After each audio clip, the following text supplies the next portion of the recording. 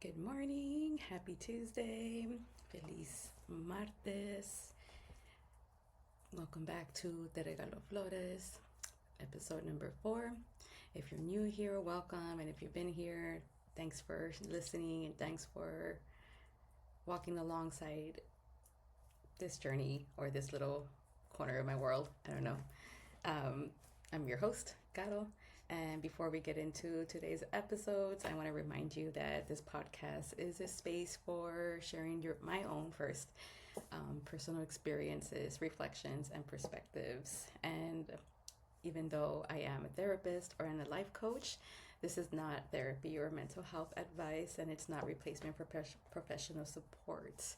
But if you would like more information about that, I am happy to help you with either referrals or how to help you get started or looking for referrals for that, or working even with me. But that was just my little intro of disclaimer at that. Now that we have that out of the way, let's talk about today's episode.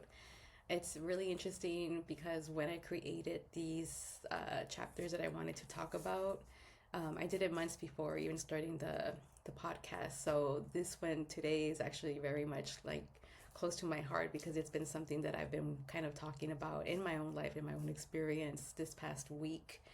And it's just been a theme that's been kind of coming up for me. So I'm actually really excited that the way that it aligned so naturally at that. It's about really just focusing and talking about what healing didn't change me. It actually helped me remember who I am at that. And I think there's a difference. And it's also about, coming home to yourself and authenticity, which I will get more into with that piece.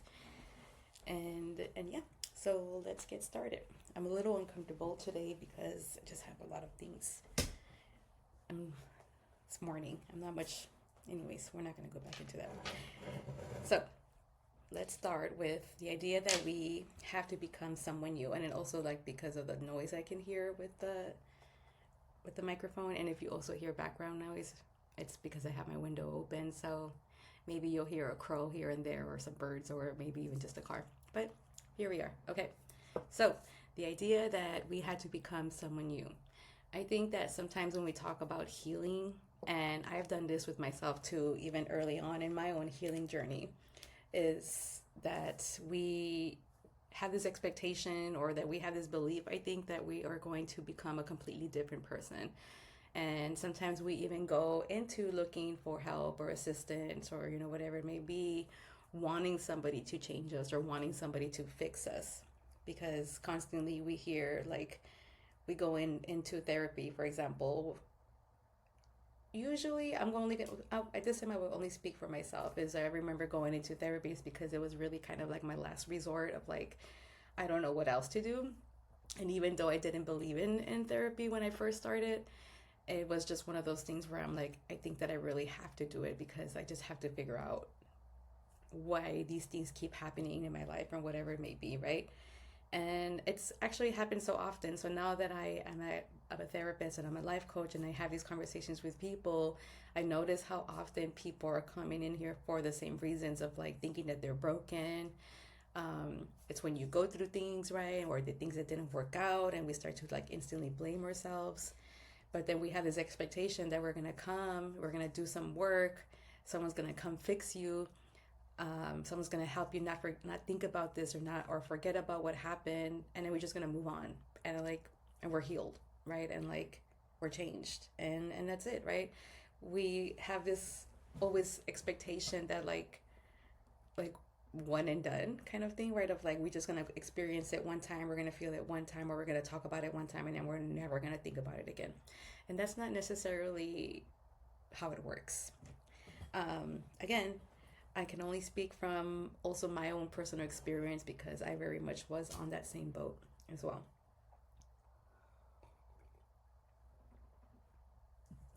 So, so then we suddenly feel like we are supposed to be this perfect, regulated, emotionally evolved. I like to say emotionally evolved like a Pokemon. Spiritually enlightened, even at that version of ourselves, right? Like we're supposed to be all like godly and known and like healed and like perfect.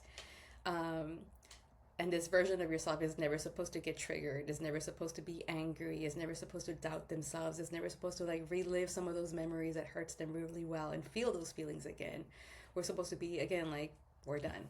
And that's not real life. That's not how it works, and that's not healing at that. And if anybody ever tells you that, maybe you should consider working with them, because life is not all about rainbows and butterflies and that everything is going to be okay. And also recognizing that anger and sadness is an emotion just like happiness is. We're constantly shaming or shunning or repressing the negative emotions, or the ones that we don't want to feel, the bad emotions. But it's an emotion, it's neutral, just like it is with happiness. An emotion is neutral until we activate it.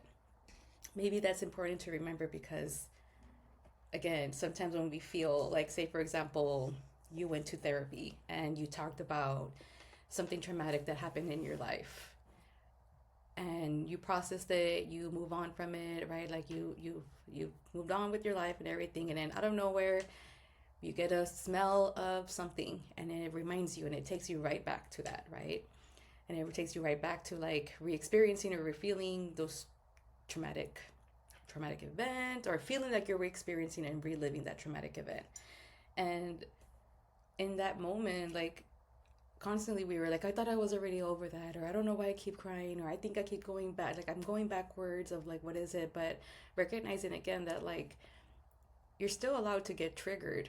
You're still going to get triggered. You're still going to feel angry. You're still going to feel these emotions, because these experiences sometimes live deeply in us, and it takes more than just once to be able to process, to be able to grieve, and just to be able to release at that. Because sometimes it's just more of our body needing to release that piece, right? Like maybe you smelled something and it was your body remembering.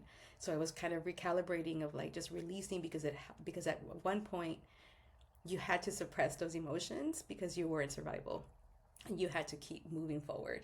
There was no like, let me just feel these emotions and then just move on, right? Like and most of the time when we experience something, it's like we are in such a like a survival mode that we don't have time to process, we don't have time to reflect, we don't have time to anything to think about it, or just be in those emotions, because we got shit to do, um or whatever it may be, right? So that's really what this kind of conversation is gonna kind of be about.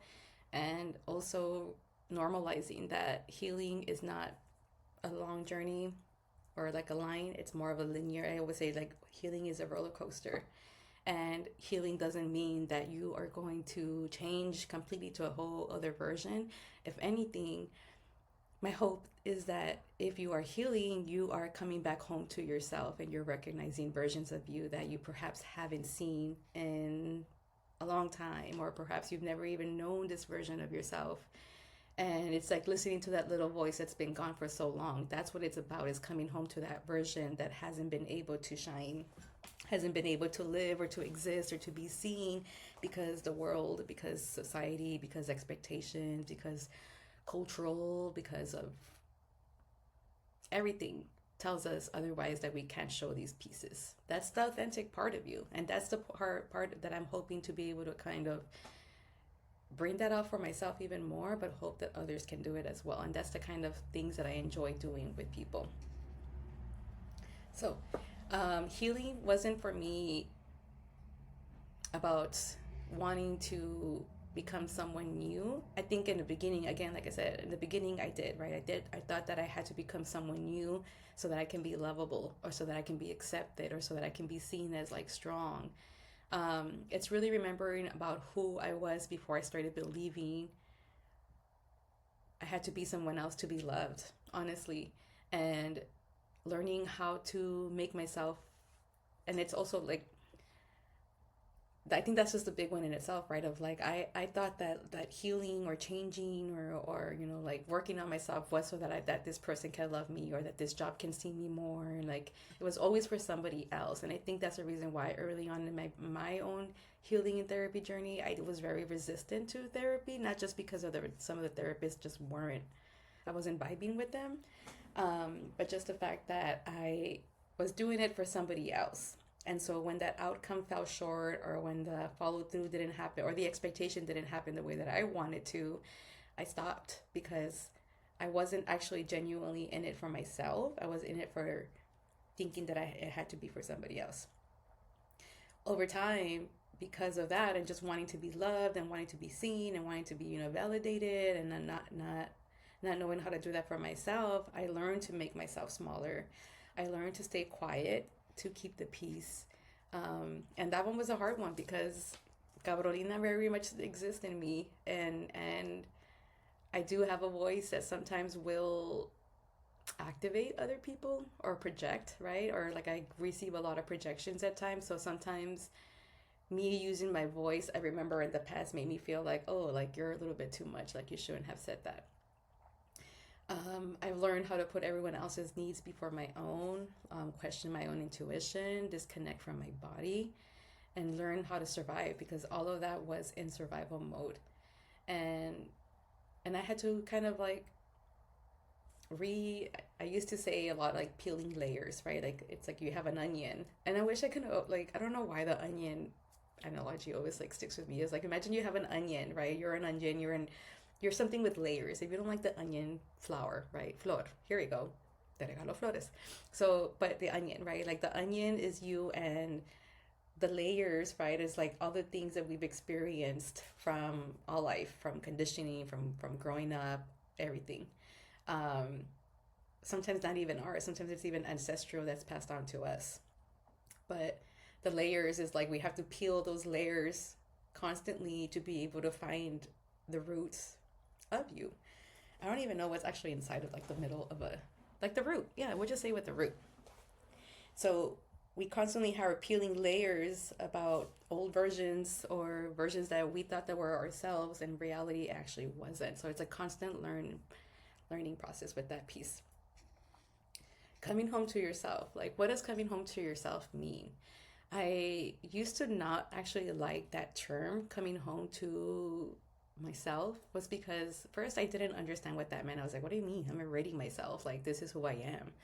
And not recognizing like who I thought that I was just again like masks that I was wearing for everybody else. It wasn't actually who I am as a soul, as a spirit, as a person.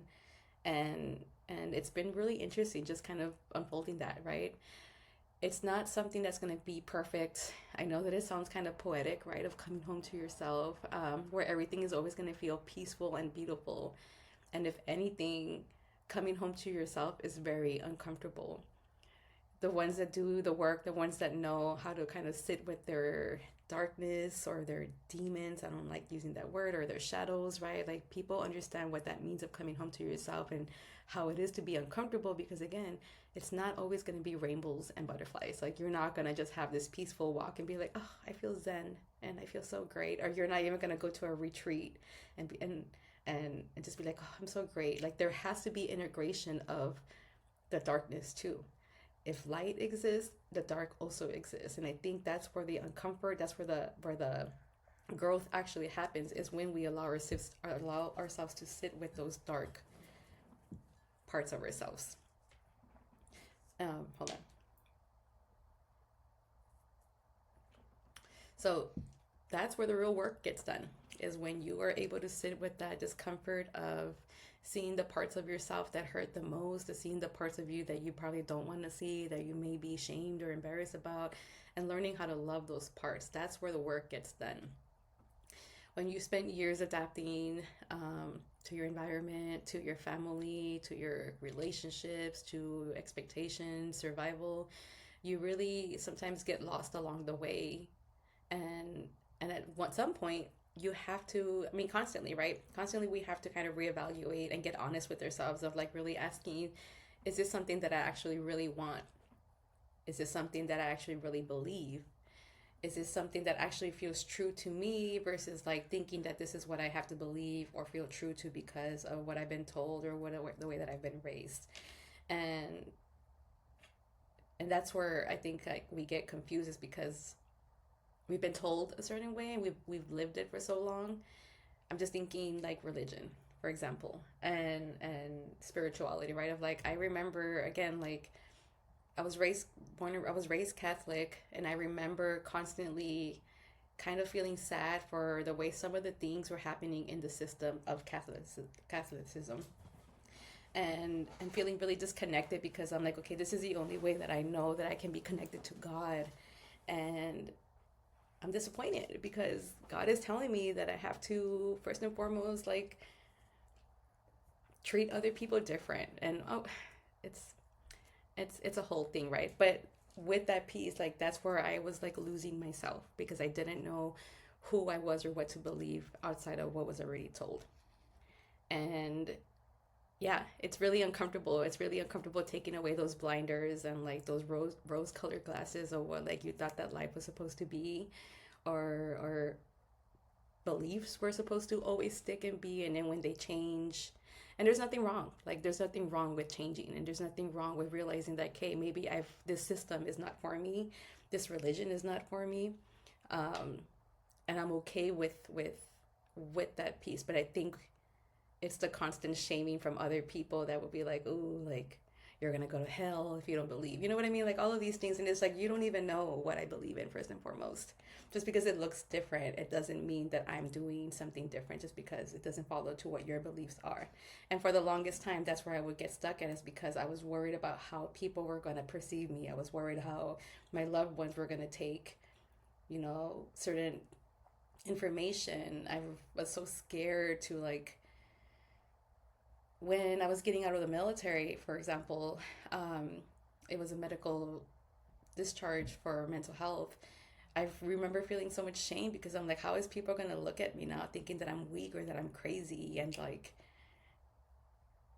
I can't do this, and no one's gonna like want to be around me because they're gonna think I'm this fragile like crazy person that's just gonna like, and for a while people did treat me like that.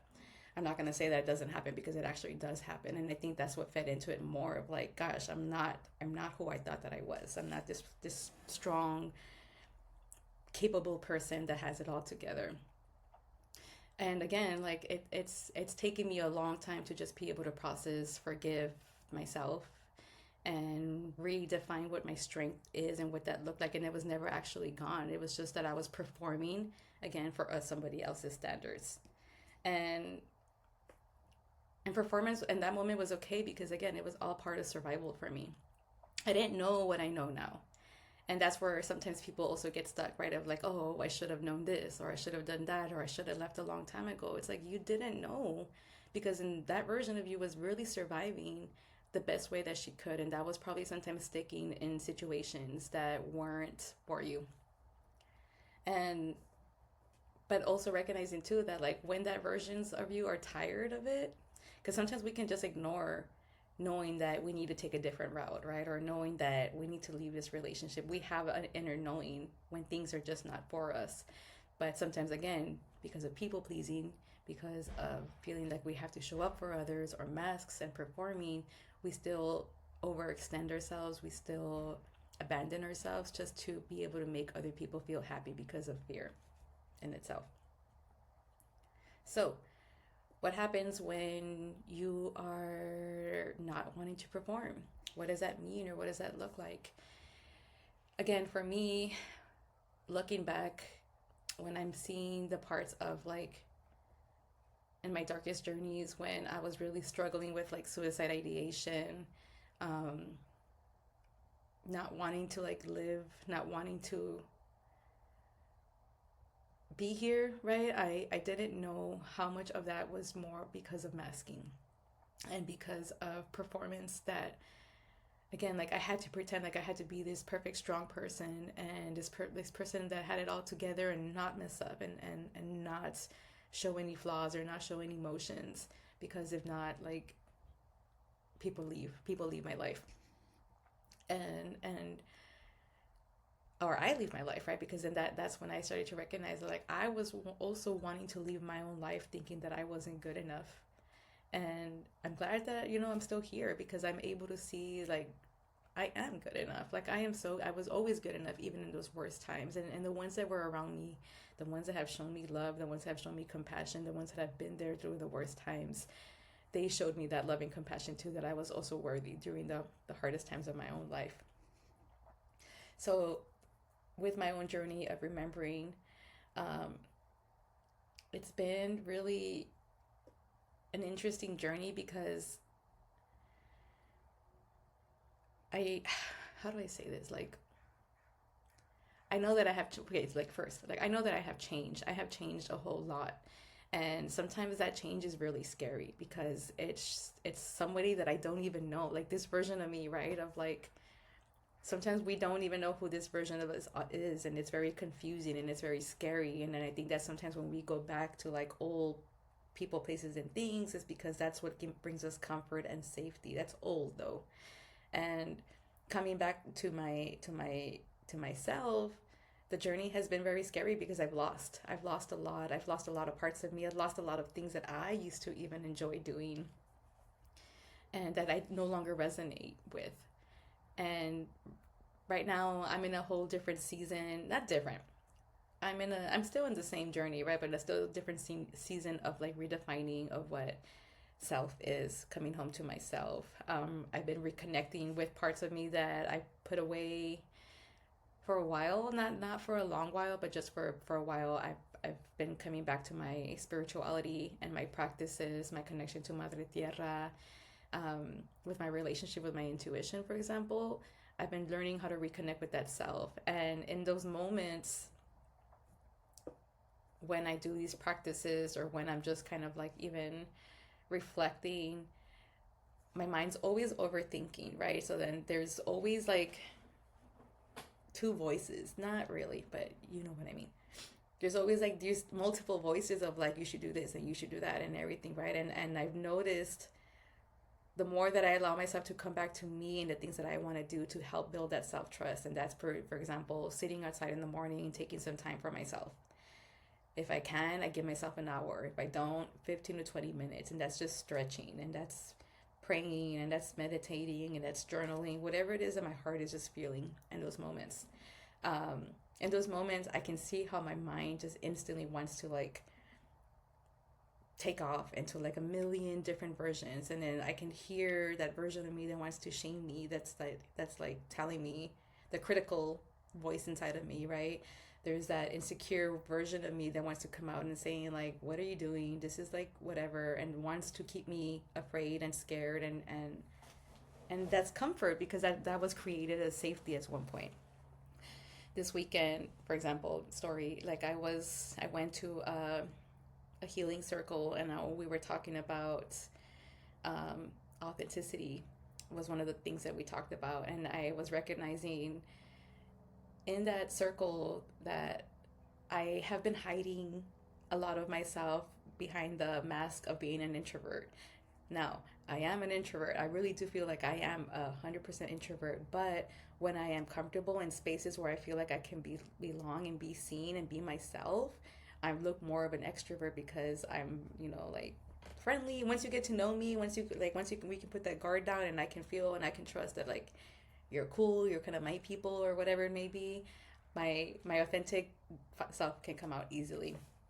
But for the longest time, I think here, especially here in Washington, I've used that introvert as an excuse to hide away and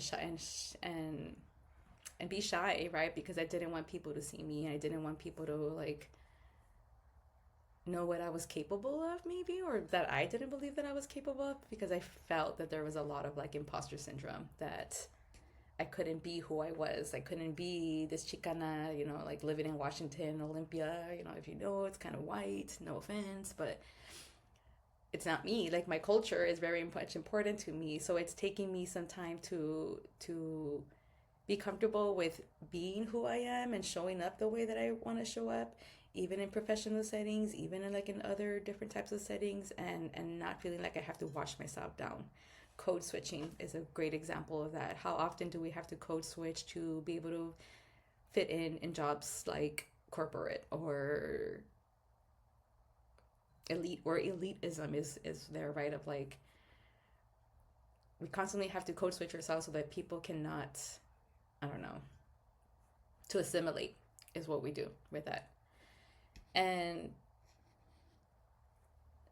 and I didn't realize, and military was a whole different one. Like, how often do we have to for example, being a woman in the military, like so much constant assimilation, so much constant of like shrinking or watering ourselves down. And if you say something, oof, the shame that comes with that, right? Of like, oh, she's incompetent because she didn't want to deploy, or she got pregnant on purpose so she didn't want to deploy, or um oh, she went off and she's crazy for that, like she's unstable, or like all these things that just people will say. And so then again, like when you start to hear these things constantly and everything, like it does shrink you, and it does make you feel like you can't show up authentically, and you can.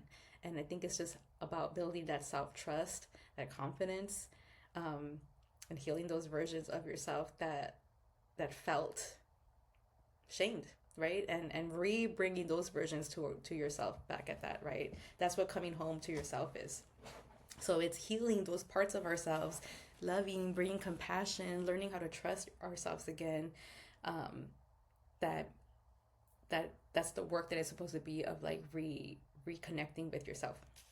It's not about always having the answers. It's not about like having like let me solve this problem, or let me solve this emotion so that I can move on. Sometimes it's just about listening and holding space for those versions of ourselves, and thinking about those hard memories, and reintegrating that love and compassion, because those parts of ourselves really do need them. I can even probably say, right, of like when you think about like say you're not even thinking about like a big traumatic thing, but say you're thinking about something that was like embarrassing that happened to you, and somebody told you, oh, that was like so embarrassing that you did that, or oh my gosh, like I can't believe you acted like that. When you think about those type of memories, how often do we just want to like suppress or ignore, like, oh, I don't know, like that was so dumb, I can't believe I did that, or like I don't even want to talk about that. um and it's like those parts of us still live inside of us. So then that version of you, when say you want to in the future, you want to step out of your comfort zone and go for that position that you didn't think that you can get, or open that business, for example, right, that you thought that was like something that was not for you, or not achievable, or didn't happen for people like you. Those parts of us are the ones that keep us safe and comfortable, is because they just want to protect us. And staying small and shrinking, and or like not using our voice, for example, those are just protective mechanisms that we had to use in our past to be able to take care of ourselves. And so then when you're trying to do something different outside of that, that discomfort feels really like confusing, because it's just like, wait, like you're breaking these patterns, you're breaking out of these norms, you're challenging these norms at that, right? um, how can this be true? And then when you don't have like the blueprint of like how it's supposed to like show up for you, or how it's supposed to like unfold, that's when it gets even more challenging, because how often do we always want to have control? I know for me, that's one of my biggest things that I'm working on, is letting go of control, or letting go of the outcome. So then we just sometimes like operate that way, and learning that our true authentic self, and our authenticity, and who we really are outside of what the world has told us, that part of you has never left. And that's when it goes back to like, we don't have to change into this whole version. You're just learning how to become you, who was always supposed to be you. And sometimes it looks like we're losing ourselves, but in reality, you're not losing yourself.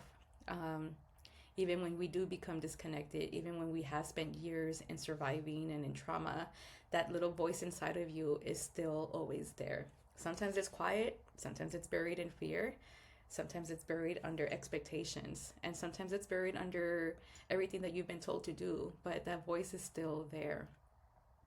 And sometimes it feels like you're never going to hear that voice, or that you're never going to find that version of you, but you will, as long as you are allowing yourself to be curious and be open to learning and unlearning all of these things, at that.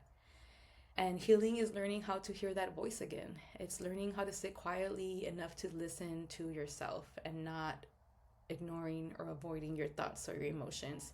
It's going outside and stepping out of your comfort zone, and just sitting in silence and listening to the birds, or journaling at that. Sometimes people are really much afraid of writing because of their thoughts, and journaling would see what they has, right? Like that's, look at it as a practice of learning how to build self-trust within yourself.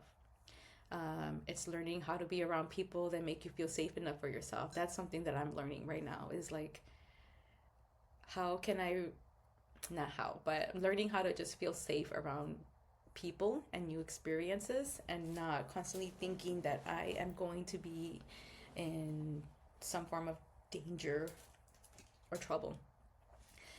The best thing about learning how to kind of like reconnect with your voice and allowing yourself to be yourself is, I think the biggest piece is like getting in touch with your creative side, or getting in touch with that part of you that makes you feel animated. And before you say, oh, I'm not creative or I'm not that, I get it.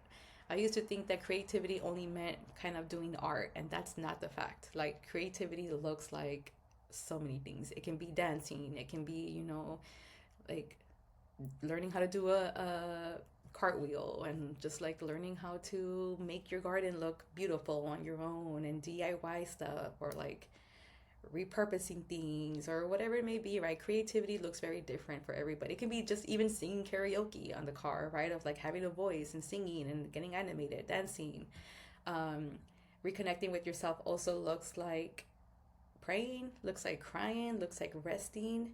Um, I don't know if we do that enough with ourselves. Like, we're always constantly, I think, like, we pray for when we need something or when things are worse, but do we pray for like for what we've been given? Do we pray for acknowledging how grateful we can be and how blessed we are on a day-to-day basis, even when the world is falling apart? Even when your own world can be falling apart, how often are we praying and connecting to that version of ourselves? And if it's not praying, again, it's redefining what spirituality can even mean for you.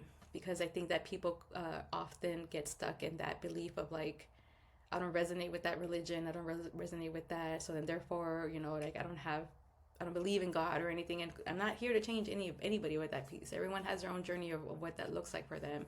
But it is a soulful self-care tool, in a sense, that recognizing that that's a part of you, that's still kind of how you can come back and connect with that authentic version of you, coming home to yourself. Because your soul, your spirit, guess what, this body is a body.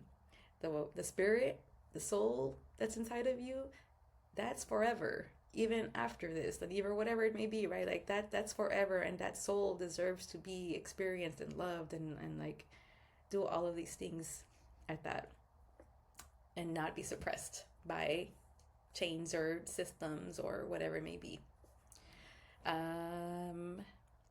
It can also look like reconnecting with parts of your culture and your ancestry.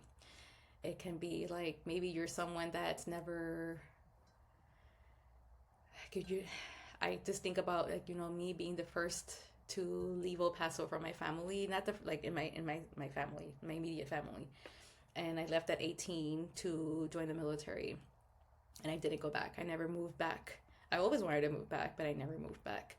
Um, but I'm kind of grateful that I didn't, because I was able to experience the world in so many different ways, in so many different cultures, and learn about so many different cultures, and learn about so many different people. And I think there's so much beauty in that piece, because I've redefined what home even is, and home is always within me. It doesn't matter where I live physically. I mean, Olympia is like my home away from home, but and El Paso will always be my heart and my home. But I know that I've recreated a home safety net inside of me, and that's what's important, because no matter where I go or what I do, home is still within me.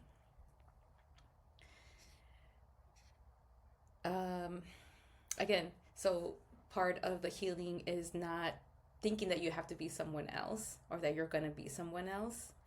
It's just that you are allowing yourself to be this version of you. And I guarantee you that if you just even allow yourself to, like, let me just be weird and quirky, or let me just be like this fun person, and like just have fun, is I think the piece of like remembering that like healing doesn't always have to be serious. Healing doesn't mean that you're going to change into this whole evolved person of like everything's great or whatever. No. Healing is learning how to just have fun, learning to recognize that you are worthy of the life that you want, and that you don't have to come at a cost of like always being super productive, always being super successful, always being thinking that you always have to do more healing and everything to experience life. No, that's perfectionism, and we're not going for perfectionism. It's more of an invitation to just simply remember all the things that you used to like to do, right? Who you once were, learning how to laugh, learning what lights you up. Remember the things that you loved before worrying about what people thought. That's been interesting for me, where it's like, again, like I've been having a lot of fun, and I forgot how fun it is to be me, but also like allow myself to have fun without masking, or like without drinking, for example. Um, I've been learning how to reconnect with things that really light up my fire, and what that looks like now, because it's changed over time. It's about remembering your dreams that you had before you thought that they were unrealistic. For example, I would see being a business owner as something unrealistic, and that's something that would never happen for me, and yet here we are. And it's remembering parts of yourself that was silenced and that they made other people uncomfortable. I love that now. I love that I can make people uncomfortable, or that people feel uncomfortable, because sometimes it's not my shit. Sometimes it's other people's stuff. And vice versa, right? Sometimes people make me uncomfortable, and sometimes I feel discomfort, and it's not for them to like fix, but more for me to like explore. Why is that making you feel uncomfortable? And trusting that it's okay, even if I make a fool of myself, because I have. It's about remembering your voice, remembering your body, remembering your intuition, remembering your magic, remembering that you are allowed to take space no matter what, no matter how loud, no matter how quirky, no matter how weird you may love, even at that, you're still allowed to take up space. And most importantly, remember that you don't have to earn your right to exist exactly as you are. That's where it gets kind of hard for people, because when you start to change, of course, you're going to hear a lot of things like, oh, you change, you're not this person, and blah, blah, blah. Well, yeah, duh. That's what we're supposed to do. And be okay with that. You're supposed to still exist, even if it makes other people uncomfortable again. So this went a little bit longer than we did today, but it's okay. I hope that you still enjoyed it. The flowers that I want to give to you today is, and maybe also too, like, maybe give yourself flowers physically, right? Like, don't wait for somebody to bring you flowers. You give yourself flowers. Como dijo la Miley Cyrus, I can give myself flowers, whatever that song goes. Give yourself flowers for every version of you that survived, for every version of you that kept going, for every version of you that didn't know how to ask for help but eventually learned. Give yourself flowers for the younger version of you that didn't have the words to express themselves yet, for the you that is still learning, for the you that is still becoming, and for the you that is finally realizing that you don't have to become someone else. You can be exactly who you are authentically, and that people will still love you, and that you can love yourself even at that. So some of the reflection questions that I have for you today, and maybe this is something that you don't have to answer right away, but maybe this is something that you can just connect with yourself later on this week. Journal about them, sit with them, talk with them with somebody else maybe, and ask yourself, like, who was I before I learned how to shrink, before I learned to shrink myself? What parts of myself have I abandoned that are asking me to come home? What did I love before I started worrying about what other people thought? What would it look like for me to trust myself a little bit more? And again, like, that's important, right? Like, trust yourself a little bit more. Trusting yourself is like in baby steps versus like all or nothing. Sometimes we go in there completely, but it's just like, no, that's going to be a work in progress of learning how to retrust yourself, because it's not easy sometimes. It's not, again, and it's not from like an all or nothing, but learning how to trust yourself a little bit more. Not perfectly, not completely, just a little bit more. Because that's how we start. Thank you for spending a little time with me today, a little extra time at that. It's pretty cool that I did this on the day of Tuesday when I post my episodes. So yeah. I hope that something that I said reminded you of how great you are, even as a person, or maybe you heard something that you've forgotten about yourself and that you want to reconnect. I hope that there's something that you can take away from this episode. If you want to share any takeaways from today's episodes or any other episodes, please come find me on Instagram at Claridad with Caroline. I just recently changed the name from Claridad Healing to Claridad with Caroline. And I would genuinely love to hear from you. If it's not in Instagram, do it here or whatever it may be, and I'll be happy to share any kind of feedback at that. But I'm trying to share more of my feedback in Instagram, so please come and support me there. Until next time, I hope that you are not a project that needs to be constantly fixed. I hope that you don't even call yourself a project, first and foremost.